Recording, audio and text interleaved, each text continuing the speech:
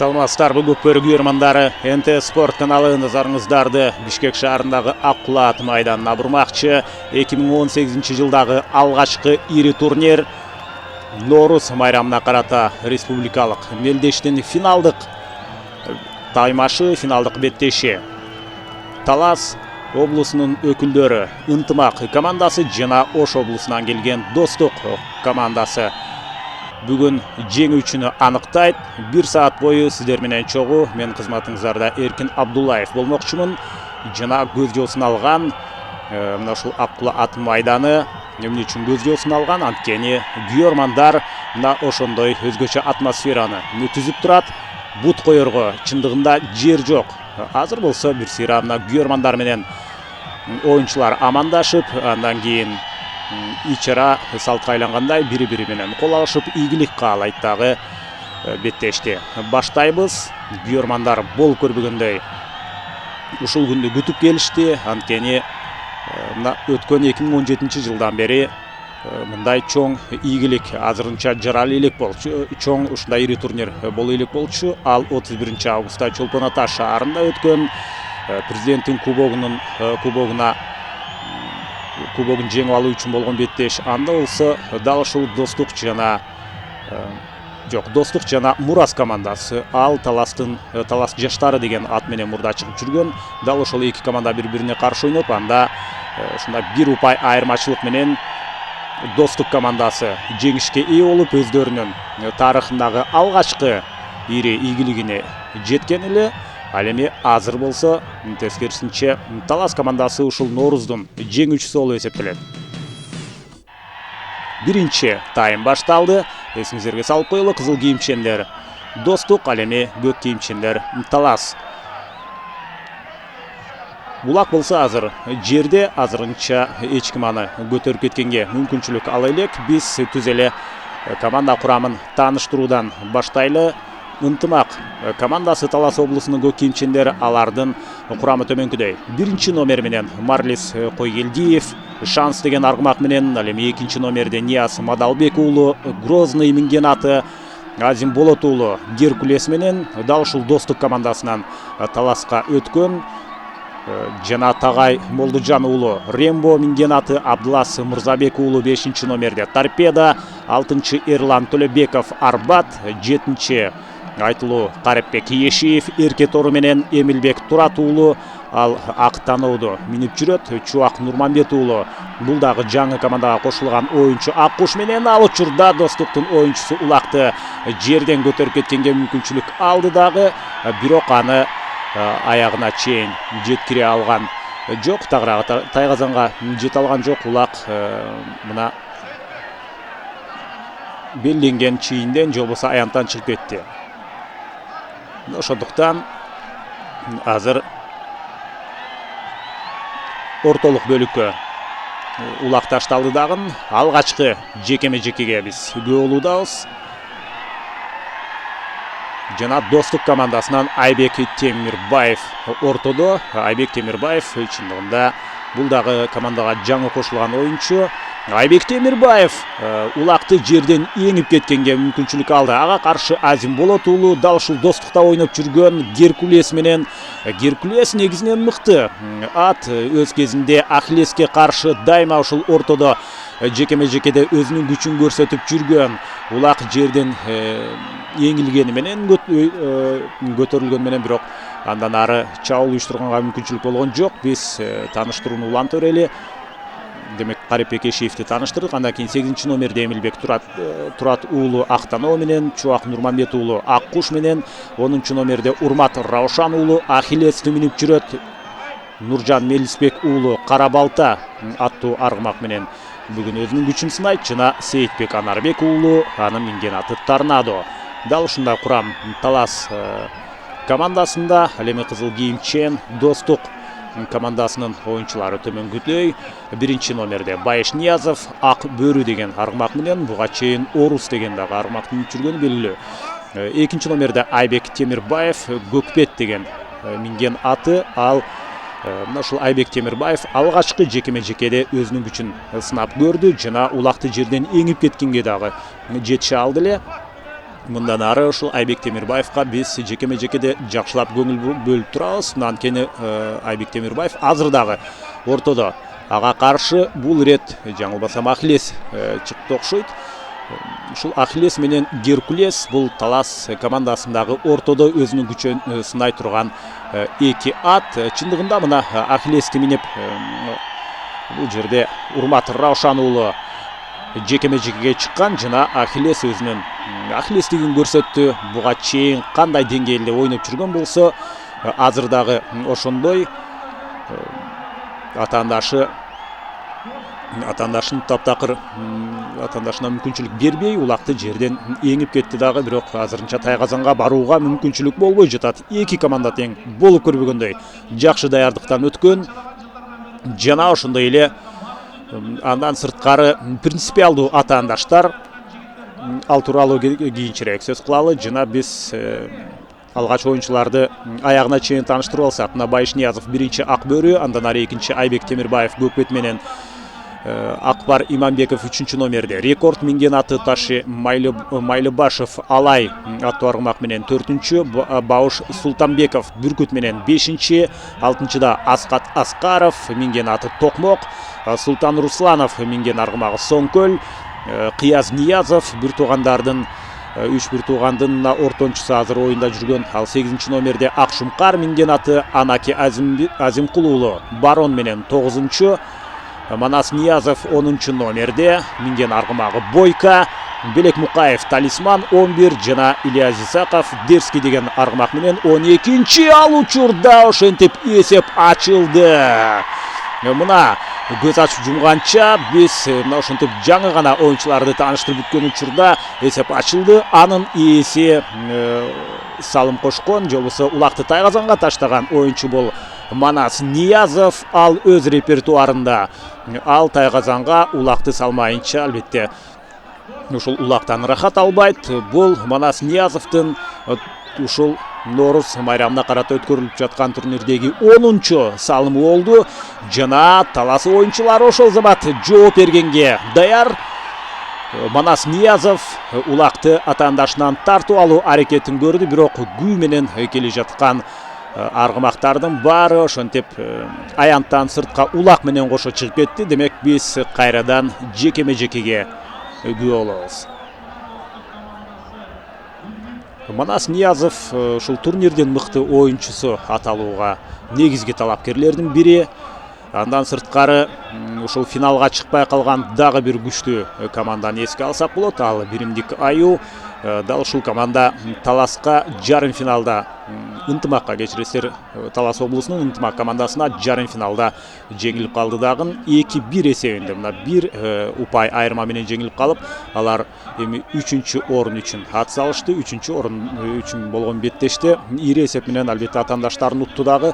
Биримдик Аю 3-чү орунду ээледи. Ал командада дагы бир топ мыкты оюнчу аталганга негизинен чабандестер, улакчылар бар болчу. Азыр кайрадан жекеме-жеке болсо, ошол эле Урмат Раушан уулу Ахиллес менен ортодо. Ага каршы Аскат Аскаров Токмок менен. Аскат Аскаров бул өтө мыкты оюнчу. Улакты жерден эңип кетүү жагынан алдыга дээрлик киши салбайт. Ушунчалык улакты эңүү жагынан мыкты. Буга чейинки көптөгөн ири турнирлерде көргөнбүз.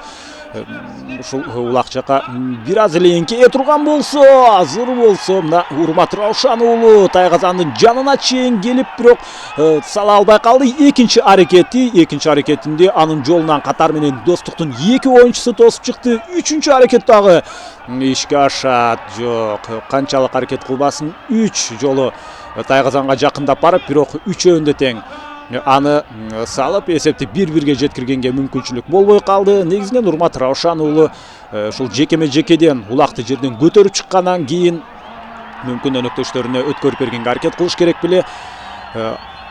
Улактын стандарттык салмагы негизинен 35 килограмм.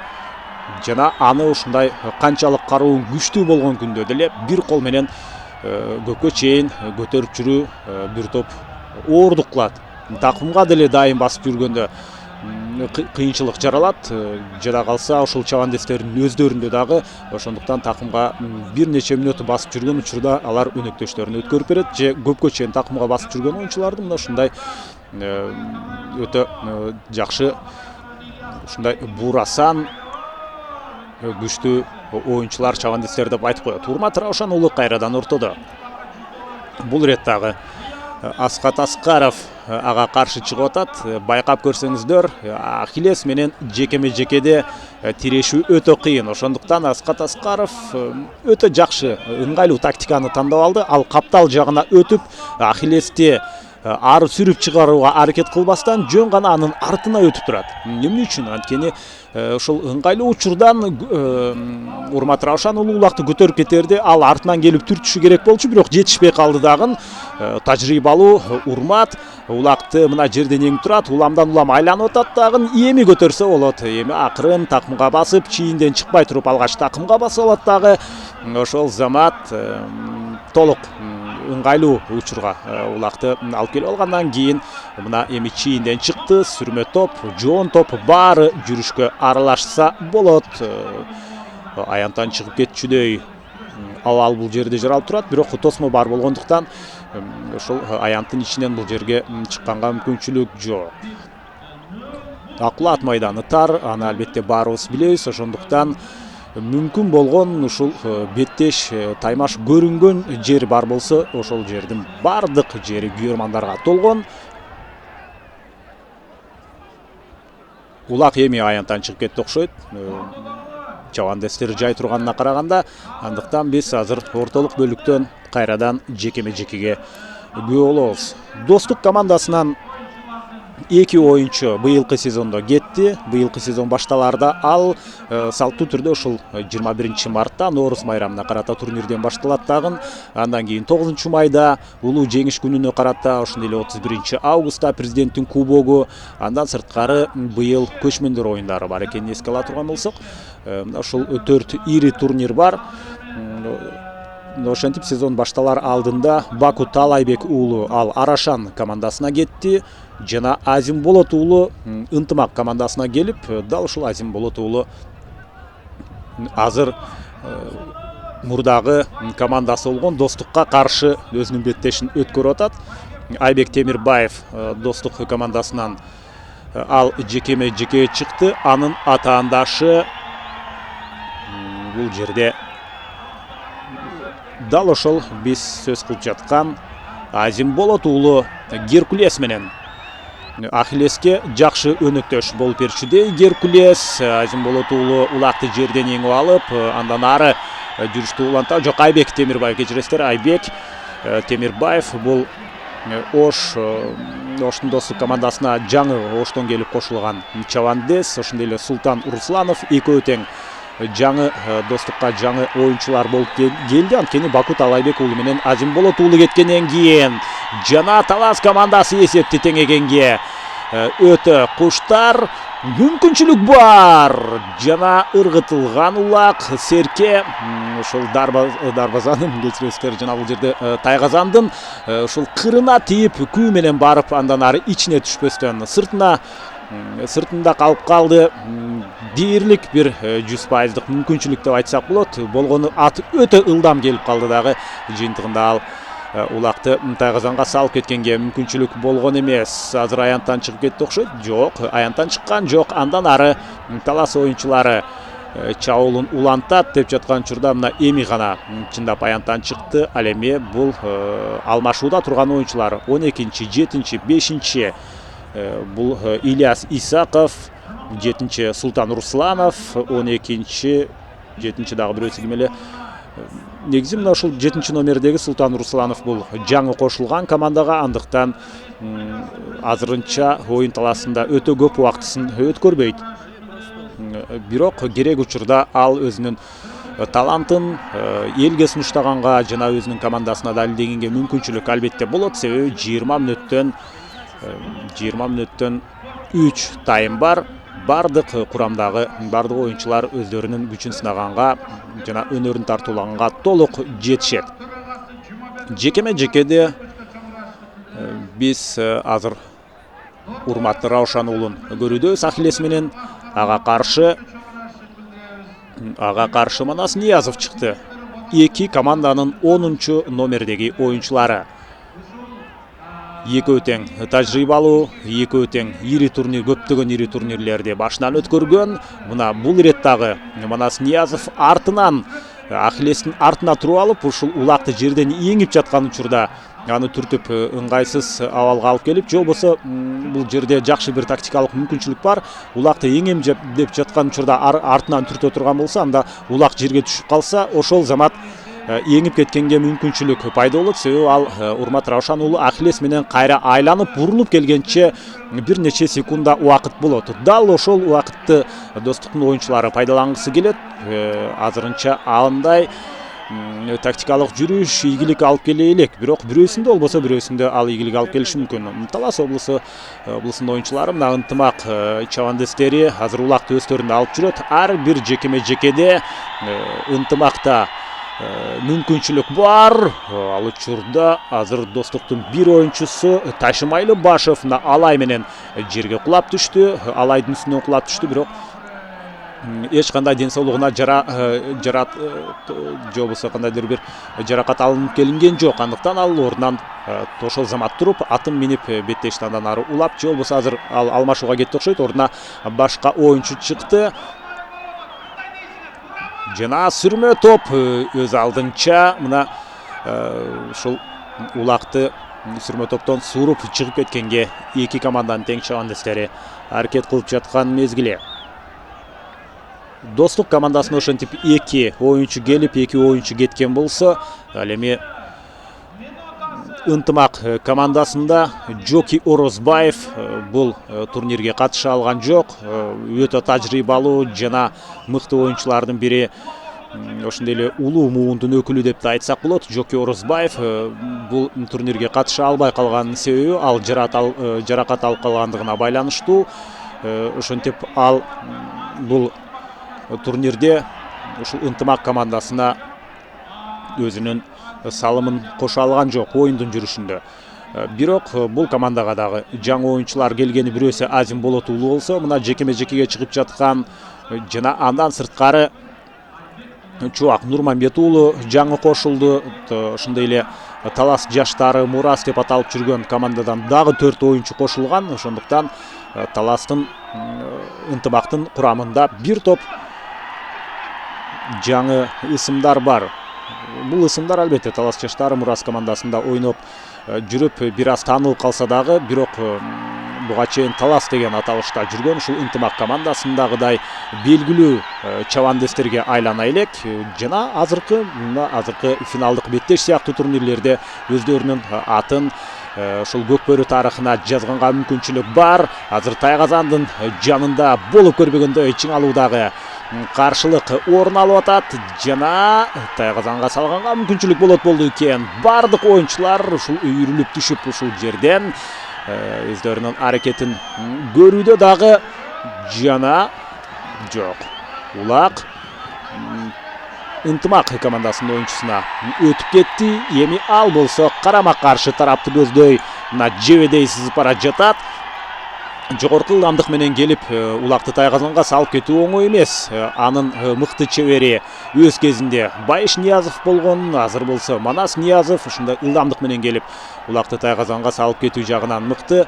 Урмат Раушан уулунда бир ошондой мүмкүнчүлүк болду, бирок аны ишке ашыра алган эмес болсо, мындан ары деле андай мүмкүнчүлүктөр сөзсүз түрдө болот. Болбой койбойт, себеби убакыт кенен жана экинчи жагынан жекеме-жекеде дал ушул Талас командасында Геркулес болсун, мейли Ахиллес болсун, экөө тең дайыма атаандаштарына караганда мыкты болуп чыгары эч кандай талашсыз.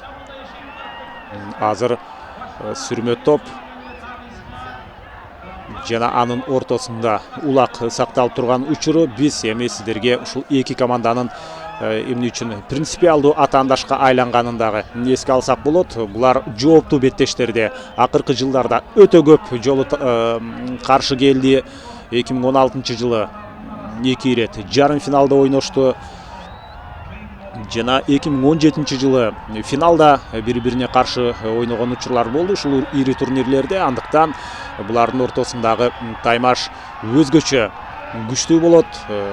Ошондой эле биримдик аюу азыркы учурдагы Мурдас Сары Өзөн деген аталышта жүргөн, же болбосо Сокулуктун ички иштер министрлигинин Сокулук деген командалары бар болчу. Алар дагы бир топ күчтүү болуп жүргөн болсо, ошол алгачкы ирет ынтымак жана достук командалары 2014 жылы улуу жеңишке карата, майрамына карата болгон турнирде 9 майда беттешкен.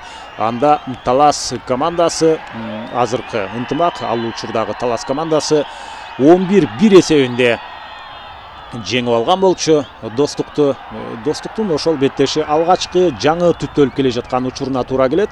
Андыктан ал учурдагы 11-1 эсеби түшүнүктүү. Бирок 2015 жылы ушул Ноорус майрамына карата болгон беттеште алар тайпалык оюндарда бири-бирине каршы келген, бир тайпага түшүп калышкан. Ошондо Достук Таласка 2-3 менен утулуп калган. Бир гана упай айырмачылык менен. Ошондо бир жылдын ичинде бир топ Достук командасынын сапаттуу оюну сапаты жагынан жакшырып, ушундай Талас командасына каршы татыктуу атаандашып калган.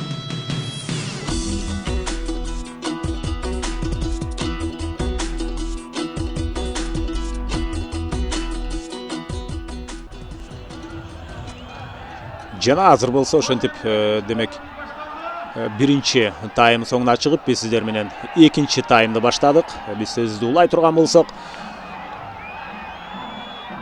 ушул Достук ынтымак ортосундагы беттеш мына 2015 жылы ушул Ноорус майрамына карата болгон таймашта 2-3 менен жыйынтыкталган болсо, андан кийин алар 2016 жылы кайрадан Ноорузда, бирок ал ирет жарым финалда жолугушкан.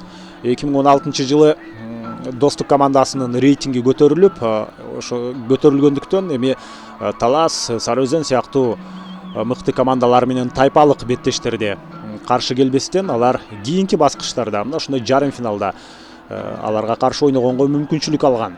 Анда Достук Таласты 2-0 менен утуп финалга чыккан. Ошол Ноорус майрамында 2016 жылы өздөрүнүн жеке тарыхында алгачкы ирет ушул ынтымак командасын уткан болсо, жана алгачкы ирет ошондой финалга чыккан.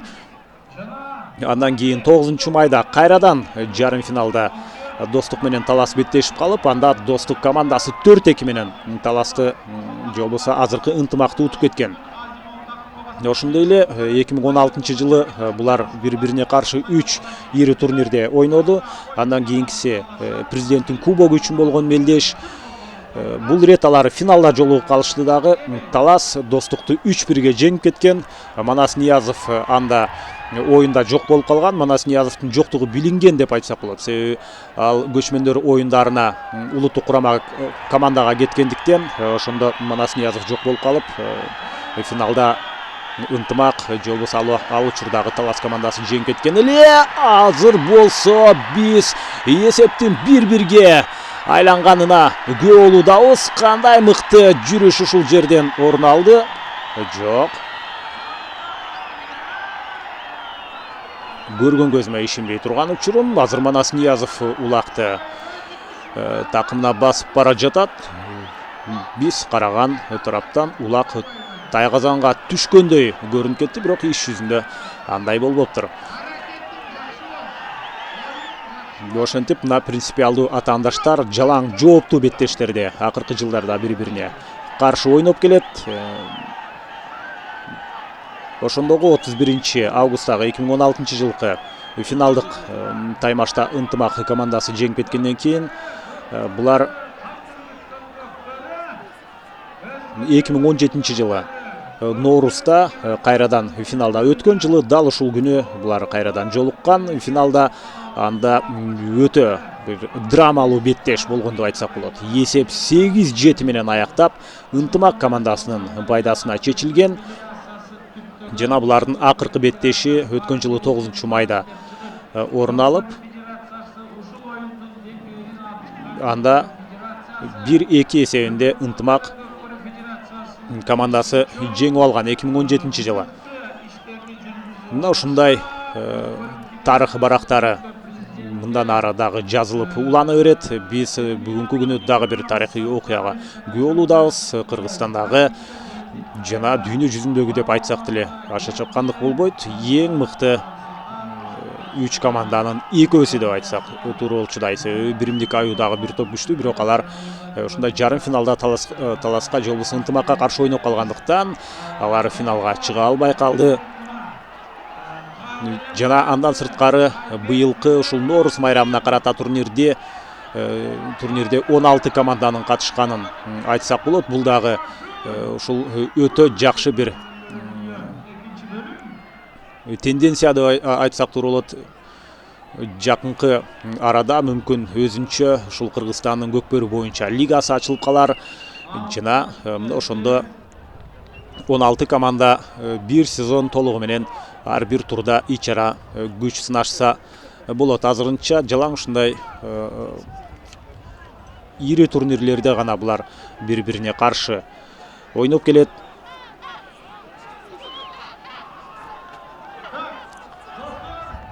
Талас командасы финалга чыгуу үчүн бир нече баскычты басып өттү. Алар 8-1 финалда Келечек командасына каршы ойноп, аларды жеңип алган болсо, андан кийин Толкун командасы менен беттешти. Чейрек финалда, жарым финалда болсо Аю биримдикти утту. Ынтымак командасынын оюнчулары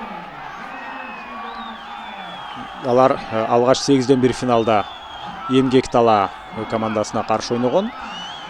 Кийинки чейрек финалдагы атаандашы Көкжал болду. Көкжалды жеңгенден кийин Арашанды жарым финалда уткан Урмат Раушан уулу Ахиллес менен Тайгазанды көздөй жүрүп бара жатат. Азыр бул экинчи тайм, андыктан Тайгазандар алмашты. Эми көк кийимчен Талас командасы биз караган тараптан сол тарапка, сол жакка жактагы Тайгазанга улакты салганга аракет кылат. Ал эми оң жакка Достук командасы. Жана күйөрмандардан айланысы болот. Ушул финалдык беттеш башталгандан бери алардын сүрөөнү таптакыр токтобой, уламдан улам мына бизге чейин үнү жаңырып жаткан учуру. Ошол эле мезгилде биз күйөрмандар тарапта ошол ынтымак алга, эң башкысы ынтымак деген жазуу менен аларды колдоого алган күйөрмандарга дагы күбө болдук. Атайын ушундай жазуулар менен келишкен. Азыр кезектеги жекеме жеке Достук командасынын Айбек Темирбаев ортодо. Ал учурда анын атаандаштары тараптан Азим Болот уулу улакты мына Геркулес менен жекеме жекеге чыгып, улакты жерден еңип кете алды. Жана такымга да басканга жетишти. Азырынча тегерек чийинден чыга элек. Андыктан эреже боюнча албетте башка оюнчулар буларга тоскоолдук кыла албайт, аралаша албайт. Чийинден чыккандан кийин гана сүрмө топ бул улак талашууга мүмкүнчүлүк алат. Жана чийинден мына чыкты дагы. Азырынча чыгып, мына чыгып кетти. Ал учурда Азим Болот уулу улакты өз карамагында алып калды. Биринчи номердеги Марлис Койгелдиевке улакты өткөрүп берүү аракетин көргөн болсо, анысы азырынча иш жүзүнө ашы элек. Такыр дем алдырбастан Достук оюнчулары аларга каршылык көрсөтүп келе жатат. Мына эми гана мүмкүнчүлүк болот сыяктуу. Азим Болот уулу азыр Марлис Койгелдиевке өткөрүп бердиби, берген жокпу? Жок, дагы деле Азим Болот уулу улакты такымга басып жүрөт. Жана Тайгазанды көздөй жакын баруу мүмкүнчүлүгү орун алчудай. Бу кош такым менен улакты Тайгазанга салып кетти. Мына эми эсеп 1-1ге айланды. Жана Азим Болот уулу өзүнүн өнөктөшү экөө эсепти 1-1ге айлантты. Аккулаат майданы кулак тунчудай ышкырыктарга жана сүрөөндөргө толуп турат. Талас командасынын күйөрмандары дагы өтө көп. Ошол ал жактагы күйөрмандар менен сүйлөшүп калганда ушундай тамаша иретинде Таласта киши калган жок, баары Аккулаат майданына келди дегендей дагы албетте тамаша иретинде сөзүн айтты эле. Ошондуктан чындыгында бул ат майданда азыр Таластын дагы, Ынтымак командасынын дагы жана Оштун Достук командасынын күйөрмандары дагы өтө көп. алар мына ушул алга сүрөп турат. Ал учурда ошого татыктуу оюнду мына улакчылар көрсөтүп жаткан учуру. Улак азыр ортолук бөлүккө коюлушу керек. Биринчи таймда Достук командасы мыкты болгон болсо, азыр экинчи таймда эми Ынтымак командасы ошол бир ирет улакты тайгазанга салуу менен, демек экинчи таймды Талас облусунун чабандестери өздөрүнүн пайдасына чечип жаткан учуру. Ошентип улак салган оюнчулардын аттарын айтып өтөлү. Биринчи упайда алып келген өз командасына Бойканы минип жүргөн Манас Ниязов болду, 10 номердеги. Ал эми ошол эле учурда Ынтымак командасына упай алып келген Азим Болот уулу, ал албетте өзүнүн өнөктөшү менен бирге ийгилик жараткан. Урмат Раушан уулу болсо, азыр Ахилес менен улакты өзүнүн жекеме-жекеден ийгиликтүү алып чыкты жана ошол замат өнөктөшүнө өткөрүп берди. Жок, дал ошондой мына Урмат Раушан уулу өнөктөшүнө улакты өткөрүп берди жана керемет ылдамдык менен келе жатат. Улакты мына ийирдин кашына койду. Бул деген тайгазанга ыргытып салып кетүү аракети. Ушундай жогорку ылдамдык менен бара жаткан учурда акырын улакты такымдан чыгарып туруп, ушундай тайгазанга салып кетүү үчүн даярданат жана дал ошондой даярдануу мүмкүнчүлүгү дагы болду, бирок тайгазанга жакын жеткирбей, Достуктун оюнчулары алардын жолун тороп чыккан. Азыр Ынтымак оюнчулары өздөрүнүн аянтында, өздөрүнүн тайгазанынын жанында жүрөт. Нуржан Мелисбек уулу минген аты Кара Балта. Мыкты оюнчу аталууга негизги талапкерлердин бири. Ал негизинен буга чейинки беттештери дагы өзүнүн жакшы жагынан көрсөтө алган. Сол такымга басып бара жатат. Жана тайгазанга Достуктун коргоочулары азырынча жолотчуда эмес. 2 ай бою Достук оюнчулары мына Бишкекте жүрүштү. Ушул Нооруз байрамына карата турнирге чейин алар 2 ай Бишкекте даярданды жана өтө мыкты даярдыкта келишкен. Алардын амбициясы өтө күчтүү. Алардын максаты албетте чемпион болуу. Ошол эле максатты Талас командасынын оюнчулары дагы астына койгон. Андыктан ушундай эки мыкты бири-бирине туш келген учурда эсеп жагынан чоң айырмачылык болуп кетүүсү өтө күмөн. Бир упай айырмачылык менен менин оюмча жеңүүчү аныкталат болушу керек. Себеби ушул деңгээли жагынан жана тажрыйбасы жагынан деп деле айтсак болот, өтө бирдей. Бири-биринен эки команда тең. Ашса ашат, кем калбайт. Бирок калыстык үчүн айтып коюш керек, албетте жекеме-жекеде Ынтымактын Геркулес менен Ахилеси чындыгында күчтүү. Жекеме-жекеден алар улакты көп ирет алып коюп атат. Ошондуктан Достук командасы аны эске алып, өздөрүнчө өзгөчө тактикалык жүрүштөр менен ошону башка бир нерсе менен компенсация кылат десек болот. Биринчиден жекеме-жекеге чыгып жаткан учурда эми Достуктун оюнчулары түздөн түз мына ушул Ахилес же Геркулес менен капталдатып аттарын сүрүштүрбөстөн алар көбүнчөсү арткы тарабына туруп алып атат. Мына байкасаңыздар, Айбек Темирбаев азыр өзүнүн атаандашынын артында турат. Жана улакты жерден эң эмдеген учурда гана келип ага тоскоолдук жаратуу аракетин көрөт. Бирок канчалык тактика ойлонуп табылбасын, ортодо Ахилес турган учурда анын баары көбүнчөсү пайдасы болуп калат. Бир 10 аракеттин бирөөсүндө гана ошол ийгиликтүү болбосо, Урмат Раушан уулу улакты жерден эңгени менен аны такымга басып кете алган жок жана улак жерде калды. Эми сүрмө топтун арасынан бирөөсү аны сууруп чыгып кетүү аракетин көрөт. Мына 10 номердеги Манас Ниязовду дагы биз көрүүдөбүз. Азырынча бир упай алган Аскат Аскаров, эгерде жаңылбасам, улакты эңип кеткенге аракет жасады.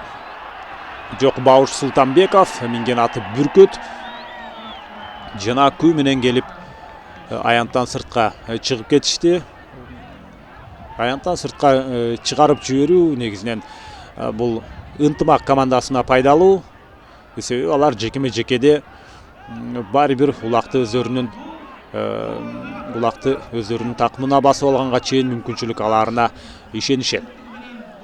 Аттары мыкты, биримдик аю командасы мүмкүн ушул аттары өздөрү мыкты чабандестер болгону менен алардын минген аттарынын сапаты ушул талас же болбосо ынтымак командасынын оюнчуларына аттарына тең келбей калгандыктан жеңилгендир. Эмне болсо дагы жакынкы жылдарда болуп көрбөгөндөй жаңы деңгээлге чыкканга мүмкүнчүлүк болот. Ал үчүн жакшы пайдубал курулган. Мына ушул азыркы сыяктуу ири турнирлер, андан сырткары көчмөндөр оюндары, быйыл мына 3-чү көчмөндөр оюндары болот. Жана ушул турнирдин жыйынтыгы боюнча улуттук курама команда дагы түптөлөт деген маалыматтар бизге жетти. Азыр кезектеги жекеме-жеке жана бул иреттагы ынтымак оюнчусу ийгиликтүү ортоңку бөлүктөн сурулуп чыкты. Жана Урмат Раушан уулу кайрадан аянттан сыртка чыгып кеткенге аргасыз кайра эле жекеме-жеке. Ал учурда биз же Геркулес же Ахиллести гана жекеме-жекеден көрүп атсак, ынтымак командасынан ал эми Оштун достук командасынан бир нече оюнчулар жекеме-жеке чыкты. Айбек Темирбаев, ошондой эле Манас Ниязов дагы жекеме-жекеге чыгып көрдү. Мындан ары дагы алмашуулар орун алып калышы ыктымал. Аскат Аскаров жекеме-жекеге чыкса эч кандай таң калуунун кереги жок, анткени ал улакты эңүү жагынан мыкты. Манас Ниязов Бойко менен ортодо. Ал мезгилде анын атаандашы Урмат Раушан уулу Ахиллес менен бул рет сол такымына басып турат. Камчыны оозго тиштеген эки оюнчу тең Кыргызстандын улуттук курама командасына алына турган негизги эки оюнчу мына Урмат Раушан уулу менен Манас Ниязов экөө мына тегерек чийиндин ичинде Ахиллес менен Тайгазанды көздөй жөнөдү. Жок, азыр Тайгазанды көздөй эмес, тескерисинче мына ушул аутту көздөй жөнөп калыптыр. Бирок аянттан сыртка чыгып кетишкен жок. Ошол замат мына кенедей жабышкан. Эгерде жаңылбасам, бул Манас Ниязов болушу керек. Дал ошондой мына Манас Ниязов улакты атаандашынан тартып алды, бирок аттын оозун бурганга жетишкен жок. Ошондуктан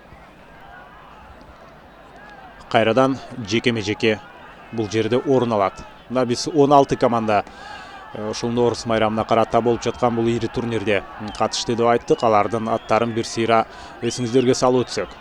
Ынтымак, достук командаларынын аттарын айтып атабыз. Андан сырткары Четинди, Биримдик, Мурас, Арашан, Көкжал, Толкун Ысык көлдөн, Төш булак, Сокулуктан жана ошондой эле Афият, Илбирс, Казарман, Долон, Сары Өзөн, Эмгектала жана Келечек. Мына ушул 16 команда бул турнирде ат салышып, өздөрүнүн мүмкүнчүлүгүн сынап көрүп, алардын ичинен экөөсү гана мына финалга чыгып, эми чемпион болуу мүмкүнчүлүгүнө, чемпион болуу аракетин көрүп атышат.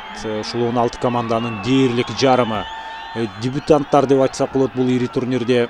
Бирок көпчүлүгү кээде келип, бирок кээ бир ири турнирлерде келбей калып жүргөн болсо, эми быйылкы Нооруз 2018-те ушундай 16 команда катышып бергени бул өтө жакшы жышаан. Ошондой эле 15 мартта бул турнир башталды жана мына 21 мартта эми соңуна чыкканы турат. 15 мартта 4 оюн болгон. Анда Ынтымак менен Келечек, Толкун Төш булак, Биримдик Аю Долон жана Мурас Казарман командалары бири-бирине каршы ойногон. Андан кийин Достук Эмгектала, Көкжал Афият, Четинди Сары Өзөн жана Арашан Илбирс алар 16 мартта беттешкен эле. Ал мезгилде Тайгазандын жанында окуя өзгөчө өнүгүп, мына өтө курч каршылык бул жерде орун алып жатат. Ой, карап көрүңүздөрчү, мына ошентип 9 номердеги бул Достуктун оюнчусу Анаке Азимкулуулу барон менен өзү жалгыз сүрмө топтун баарын өзүнүн өнөктөштөрүн жана атаандаштардын аттары менен кошо баарын өзү жалгыз Тайгазандын жанынан сүрүп чыгарып кетти.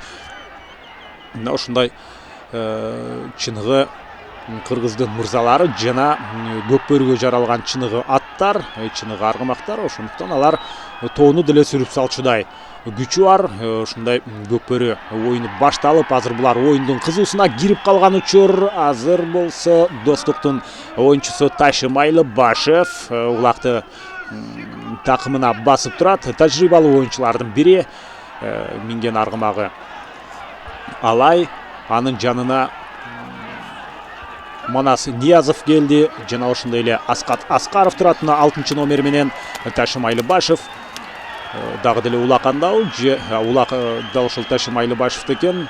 Аны биз Айлыбашевдин жанында жүргөн 3 ынтымак командасынын оюнчуларынын анын жанында жүргөндөн эле байкасак болот. Экинчи тайм соңуна дээрлик жакындап бара жатат жана эсеп 1-1. Биз жеңүүчүнү дагы деле жеңүүчү ким болорун таптакыр биле албайбыз. Жана арткы фондогу күйөрмандардын алга сүрөп турганын карасаңыздар болот. Ушунчалык алар дагы чабандестер сыяктуу аянттын ичинде өздөрү улак тартып жүргөндөй ушундай таасирде турат. Жана бул чабандестердин оюнуна күбө боло албай калган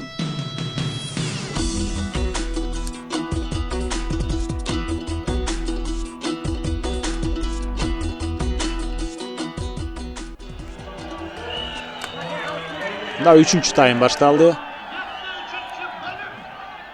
Жана ушул экинчи тайм бүтүп жаткан учурда сөзсүз үзгүлтүккө учурап калды эле. Мейли, азыр эң башкысы биз 3-чечүүчү бөлүккө жетип келдик. Ал учурда улакты жерден еңип кеткен ынтымактын оюнчусу, алыстан ким экени албетте азырынча таанылбай жатат. Жана ошол замат Тайгазанды көздөй жөнөдү эле.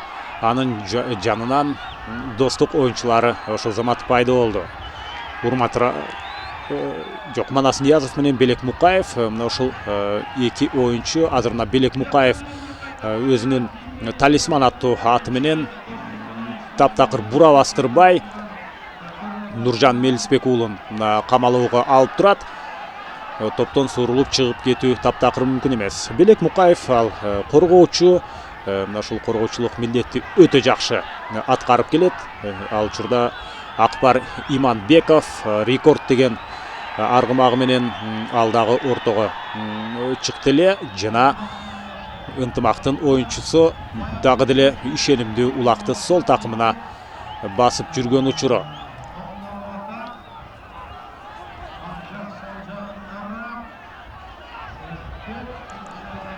Сейитбек Анарбек уулу Торнадо менен. Сейитбек Анарбек уулу ынтымак командасынын ең өзөктүү оюнчуларынын бири.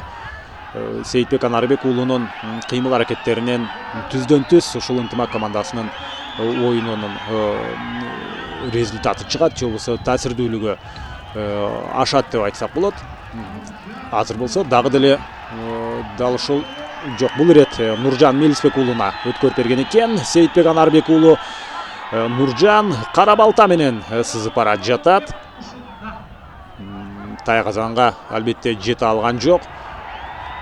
Тактикалык жактан булар жедеп көнүп ушунчалык ыңгайлуу бир кыймыл аракеттерди, тактикалык жүрүштөрдү аныктап алышкан. Бири-бирине каршы кантип ойноону да жакшы билишет. Дала ирет акыркы жылдарда эле, акыркы 2-3 жылдын ичинде эле бир жок эле дегенде 10го жакын ирет бири-бирине каршы ойногон, 6дан көп ирет бири-бирине каршы ойногон бул командалар.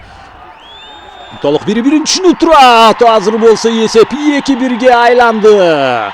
Мына сага күйөрмандардын, ынтымактын күйөрмандарынын кубанычында чек жок.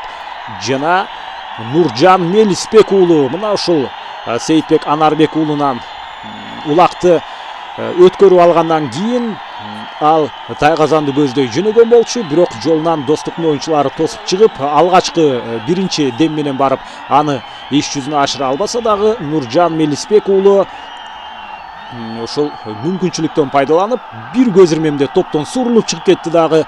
Өтө мыкты керемет жүрүш менен улакты Тайгазанга салып кетти. Ошентип эсеп 2-1. Бирок Достук командасынын эсепти теңеп кеткенге убакыт бар, мүмкүнчүлүгү бар дегеним, демек убакыт бар дегеним. Ошол убакыт ичинде эгерде Достук командасы эсепти теңебесе, анда дагы ушул 2-1 эсебине таянып Ынтымак командасы тактикалык жүрүштөрдү баштайт. Анткени алар жекеме-жекеде мыкты, муну жакшы билишет. Ошондуктан көбүнчөсү улакты аутка чыгарып, андан кийин жекеме-жекеден дагы убакыт өткөргөнгө аракет кылат. Бирок 3-чү тайм жаңы башталганын эске ала турган болсок, футболдогудай эле, мисалы үчүн 90-мүнуттарга жакын 80-мүнөттөн кийин убакыт чоюп башташат. Ошол сыяктуу азырынча 3-чү тайм жаңы башталган мезгилде ага мүмкүн көп деле басым жасалбайт. Ошондуктан Достук оюнчулары эртерээк эсепти теңегенге аракет кылышы керек. Антпесе акыркы 5 мүнөт калган учурда аларга ийгилик жылмайбай калышы толук мүмкүн. Эсепти Достук ачкан болчу биринчи таймда, бирок ошол бир ирет Манас Ниязовдун улакты Тайгазанга салганына эми Ынтымак оюнчулары 2 ирет салуу менен жооп берди.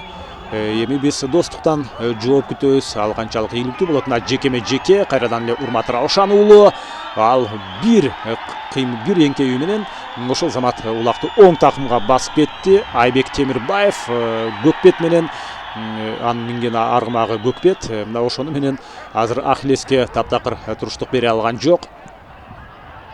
Улак дагы деле Урмат Раушан уулунда ал мүмкүн ошол өнөктөшү Нуржан Мелисбек уулун бул ирет дагы күткөндүр. Бирок анын жанынан Ерлан Төлөбеков пайда боло калган эле. Ал учурда улак аянттан чыгып кетти. Кайра эле жекеме-жекени күтөбүз. Мына күйөрмандардын азыр өз командасын алга сүрөп жатканы чындыгында кадимкидей угулуп турат. Бул ирет жекеме-жекеден биз кимди көрөт болдук экен? Урмат Раушан уулу, менин оюмча, Ахилес менен кайрадан эле ошол ортого чыкты.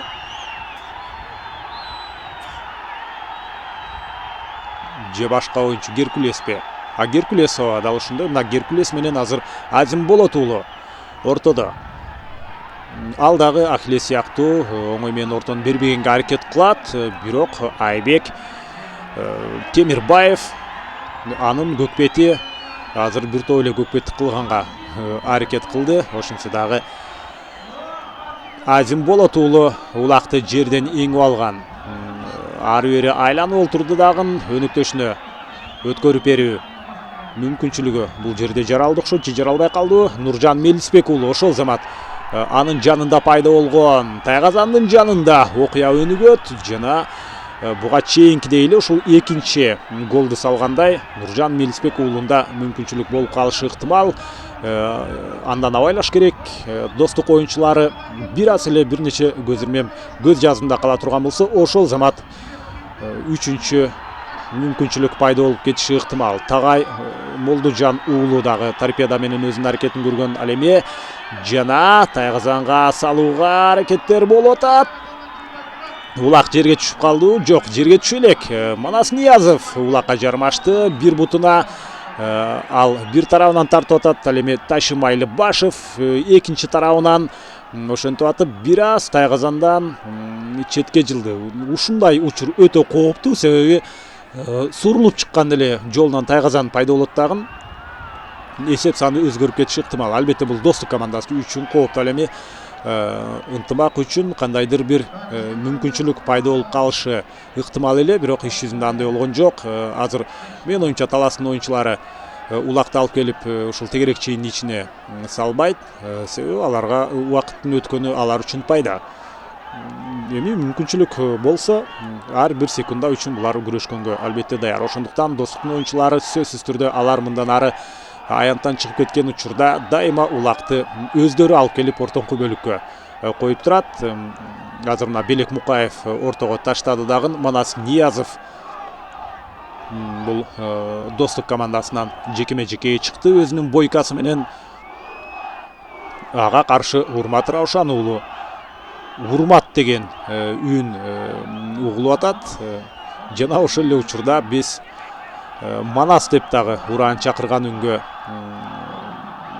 күбө болуудабыз. Эки команданын 10 номердеги оюнчулары. Манас Ниязов өз кезинде 7 номерде дагы катышып жүргөн. Биз бүгүн Байыш Ниязовду көп көргөн жокпуз. Команда капитаны бир тууган Ниязовдардын улусу Байыш Ниязов өтө көп оюнга аралашкан жок. Жана Кыяз Ниязов мына азыр ак бузат менен кайрадан аянттан чыгып бара жаткан ошол Байыш Ниязов болчу. Бул Султан Русланов ал дагы аянтты таштап кетти. Жекеме-жекеде Айбек Темирбаев менен Азим Болот уулу. Жана Айбек Темирбаев бул ирет улакты такымга басты. Тайгазанды көздөй жөнөйт. Жана эсеп 2-2-ге айланса, мына азыр айланышы керек. Болбосо жок. Анын жанына тоскоолдук кылганга жетишип калды. Ынтымак командасынын бир оюнчусу ал болсо Сейитбек Анарбек уулу экен. Мына Сейитбек Анарбек уулу ошол жерден каршылык көрсөтүп калбаса, жакшы ылдамдык менен Айбек Темирбаев эсепти 2-2-ге айлантып кетмек. Жана Тайгазандан эми сүрмө топ бир топ алыстап кетти. Ушундай ылдамдык менен бара жаткан учурда дагы булар жөн жүрбөстөн азырына Марлис Койгелдиев тажрыйбалуу оюнчу ушул улакты тартып бара жатат. Атаандашынан жулуп алганга мүмкүнчүлүк алгысы келет. Өтө жогорку ылдамдык менен. Булар албетте 60 км/саатка чейин ылдамдыкты кармашат. Мына азыр Серке жерде. Аны ошол замат Анаке Азимкул уулу аттан түшө калып өзүнүн өнөктөшүнө өткөрүп берди дагы. Ал ортоңку бөлүккө коюп атат. Булардын бул аракети эмнени түшүндүрөт? Албетте убакытты текке коротпой, эртерээк эсепти теңөө аракети. Ой, кандай сонун тактикалык жүрүш болмок, бирок жетишпей калды. Урмат Раушан уулу жана Манас Ниязов. Азыр болсо Койгелдиев эмне үчүн Манас Ниязов Ахиллестин артынан келип сүзүп атат деп калыс тарапты карады, жаза бербесинби деп. Бирок албетте катуу сүзүлгөн жок, андыктан эч кандай бул жерде эреже бузуу катталбай, оюн андан ары уланат. Бул көкбөрү, андыктан көкбөрүдө кагышуулар орун албай койбойт. Бул жөнөкөй гана кагылышуу. Эгерде чыныгы мырзалардын оюну бул хоккей деп жүргөндөр болсо, айрыкча орустар көбүнчөсү ошентип мактанышат. Чындыгында албетте хоккей көкбөрүнүн фонунда жөнөкөй эле оюн болуп калаары талашсыз. Ошондуктан хоккей боюнча кыздар курама командалары бар. Ал эми көкбөрүдө кыздар курама командасы болушу мүмкүн эмес го дейм. Менин оюмча, албетте мен элестете албайм. Ушундай чыныгы бука моюн буурасан мырзалар гана сырткы келбети эле эмес, ушул учурда жүрөгү да тоодой болгон мырзалар жана жүрөгү тоодой болгон аргымактар гана ушул көкбөрүдө өзүнүн күчүн сынап көрө алат. Жана көкбөрүнүн күйөрмандары дагы дал ошондой өзгөчө атмосфера Акбулат майданында түзүлүп турат. Жана ар бир көзүрмем секунда өткөн сайын ынтымак командасы чемпиондукка жакындап бара жатат. Ал өздөрүнүн ынтымак, өздөрүнүн ушул чемпиондук наамын сактап калуу аракетин көрүп атышат. Жана аны тартып алганга Достук оюнчулары дайыма даяр. Бирок иш жүзүндө кандай болот? Аны сиздер менен чогуу аныктайбыз. Мына жеке кезектеги жана биз жекеме-жекеде кимди көрүүдөбүз? Бул ирет Байыш Ниязов чыкты окшойт ак бөрү менен. Дал ошондой Байыш Ниязов ак бөрү менен ортодо. Команда капитаны ага каршы Ахиллес менен, айтылуу атактуу Ахиллес менен Урмат Раушан уулу. Жана Ахиллеске караганда ак бөрү бир топ көлөмдүүрөөк, бир аз көлөмдүүрөөк. Бирок ушул Ахиллести биз дүйнөдөгү жекеме-жекедеги эң мыкты ат деп атап койсок болот.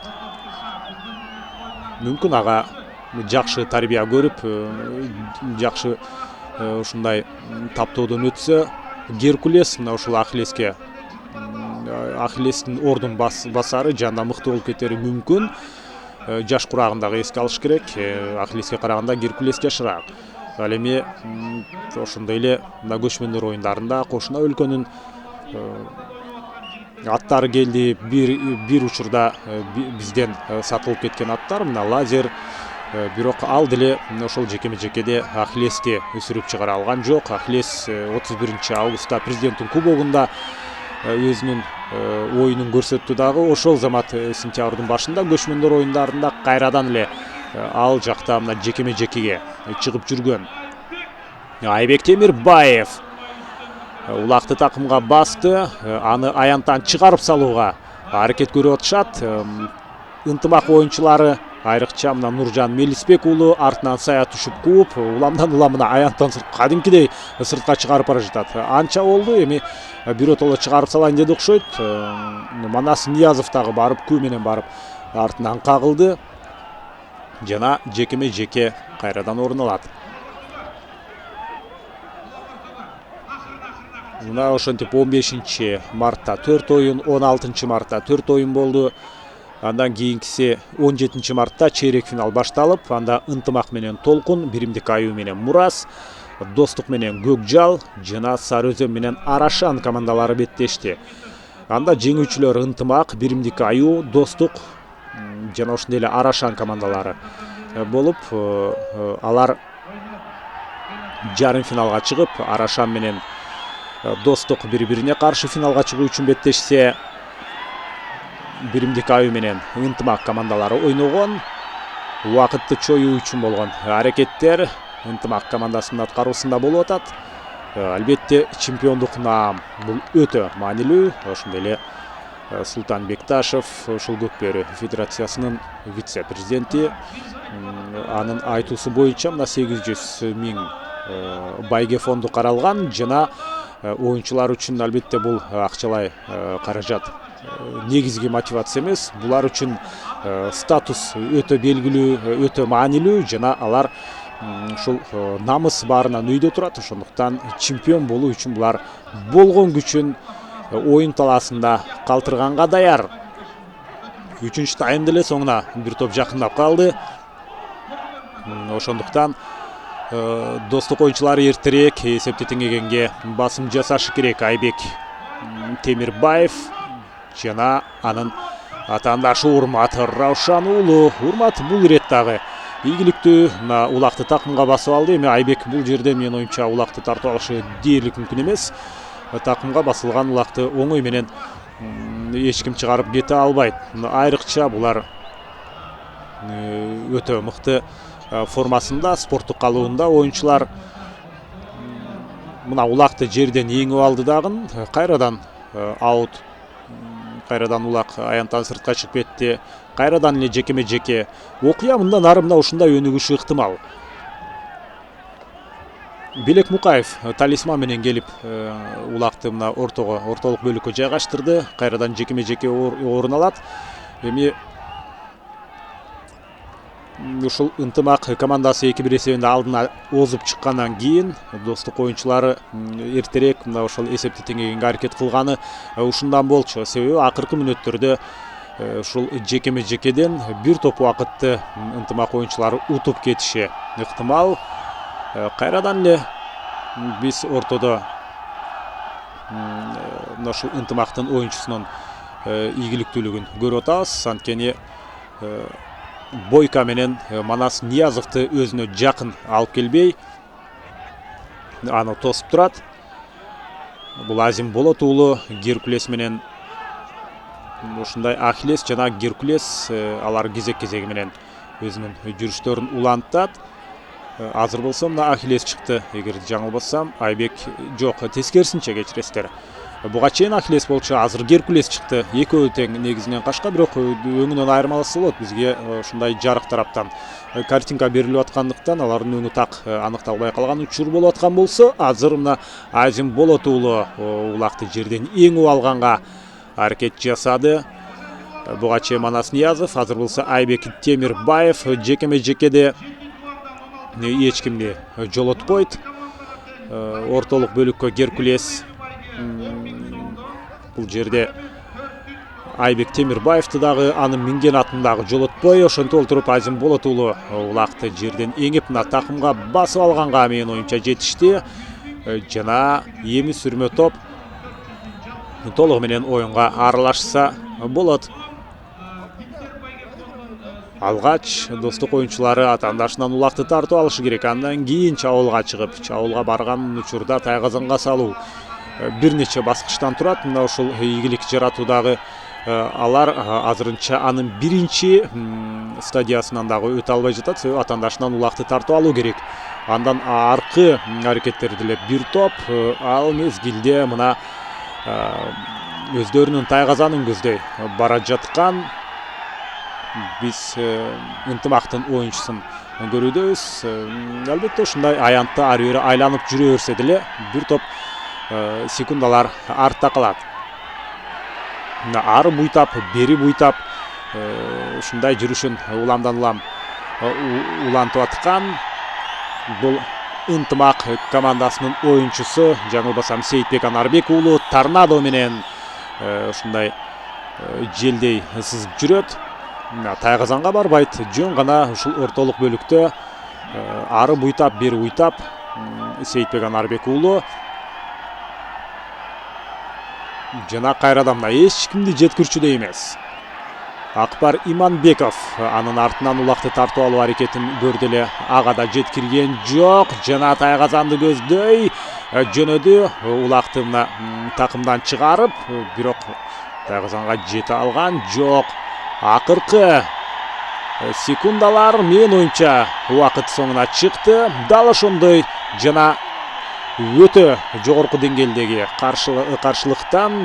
каршылашуудан же болбосо таймаштан ошентип ынтымак командасы жеңүүчү аталды. 2-1 алар жарым финалда биримдик аюуну 2-1 менен утту жана ошентип достук командасын дагы 2-1 менен утуп өздөрүнүн чемпиондук наамын сактап калды. Биз сиздерди ынтымак командасынын күйөрмандарын жеңиши менен куттуктайбыз. Ал эми достук командасынын күйөрмандарына кийинки беттештерде алар ийгилик жаратат деп ишендирип кетмекчибиз. Дагы сиздер менен коштошобуз. Кызматыңыздарда мен Эркин Абдуллаев болдум. Кийинки көкбөрүнүн ушундай кызуу оюндарынан жолукканча саламатта туруңуздар.